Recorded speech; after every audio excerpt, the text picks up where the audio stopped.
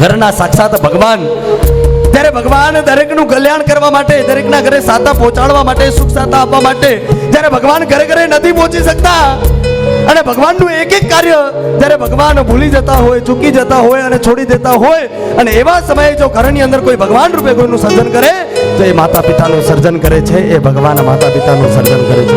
આપણે નાના હોઈએ ને ભગવાનના દરબારમાં જઈએ, આપણા પપ્પા આપણા કંધા ઉપર ઉપાડી અને હજારોની ભીડ લાગેલી હોય, હજારોના ટોળા લાગેલા હોય ને, ત્યાં નાના હોઈએ ત્યારે આપણને લઈને જાય અને કહે કે બેટા આજો આજે સામે બેઠા છે ને એ ત્રણ લોકના નાથ દેવાધિદેવ, આ દુનિયાના સર્વપ્રથમ ભગવાન છે.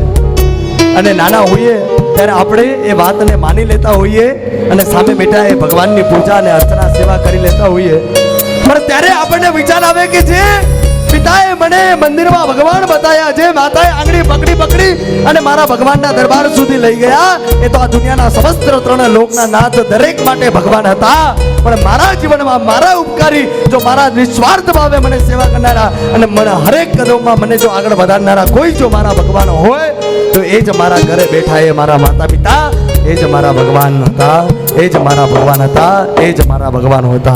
भाग्यशाली नींद अपने भुलाकर सुलाया हमको, आंसू अपने पोंछकर हंसाया हमको, दर्द कभी मत देना उस प्रभु के अवतार को, क्योंकि प्रभु भी कहता है माँ बाप जिनको, प्रभु भी कहता है माँ बाप जिनको. ए प्रभु वीर स्वामी प्रभु पर ए विचार करे गर्भમાં રહીને કે જ્યાં સુધી માતા પિતા હાજર હશે ત્યાં સુધી હું દીક્ષા વ્રત સ્વીકાર નહીં કરીશ, દીક્ષા વ્રત સ્વીકાર નહીં કરીશ. દાદા ઋષભદેવ પરમાત્મા જે મરુદેવા માતા 1000 સુધી મારા ઋષભ કરી અને ઋષભદેવ પ્રભુને યાદ કરતા હતા. કેવું અદ્ભુત સૌભાગ્ય કે ઋષભદેવ પરમાત્માને જેવું કેવળ જ્ઞાન પ્રાપ્ત થાય. સર્વપ્રથમ મોક્ષ કોને આપે છે? માતા મરુદેવા માતાને આપે છે.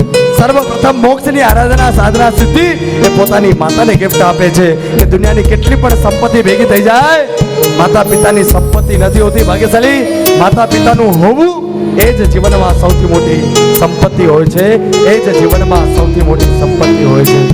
मैं चाहे कितना भी धनवान हूँ लेकिन चुका पाऊँ आपका ऋण, इतना भी मैं धनवान नहीं, चुका पाऊँ मैं आपका ऋण, इतना भी ऋण भगवान नहीं.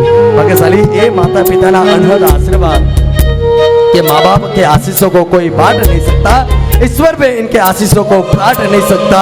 वो खुश नसीब होते हैं जिनके माँ बाप जिनके साथ होते हैं, वो खुश नसीब होते हैं कि माँ बाप जिनके साथ होते हैं, क्योंकि माँ बाप के आशीषों के हजारों हाथ होते हैं, माँ बाप के आशीषों के हजारों हाथ होते हैं. भाग्यशाली एक घर की बाहर निकलता એ માતા પિતાના આશીર્વાદ લઈ અને તમે જ્યારે ઘરની બહાર નીકળો છો ને, દુનિયાની કોઈ પણ મુશ્કેલી એવી નથી કે એ તમને હરાવી શકે, કેમ કે એની પાછળ ઊભા એ શું હોય છે? માતા પિતા. એ પરિવાર ઉપર એવું નથી હોતું નીરવભાઈ કે કોઈ મુશ્કેલી નથી આવતી, હજારો મુશ્કેલીઓ આવે છે પરિવાર ઉપર, પણ એ હજારો મુશ્કેલીઓ એ નાના બાળક સુધી નથી પહોંચી શકતી ને, એનું કારણ એ હોય છે કે ત્યાં એક અડીખમ ઊભો એક બાપ એ બધી મુશ્કેલીઓને સહન કરી લે છે, એ બધી જ મુશ્કેલીઓને સહન કરી લે છે. ભાગ્યશાળી એવા જ માતા પિતાના આશીર્વાદ આપણા ઉપર છે, રહે અને હંમેશા રહે. કોઈ પણ શુભ કાર્ય કરીએ એ દરેક કાર્ય એ માતા પિતાના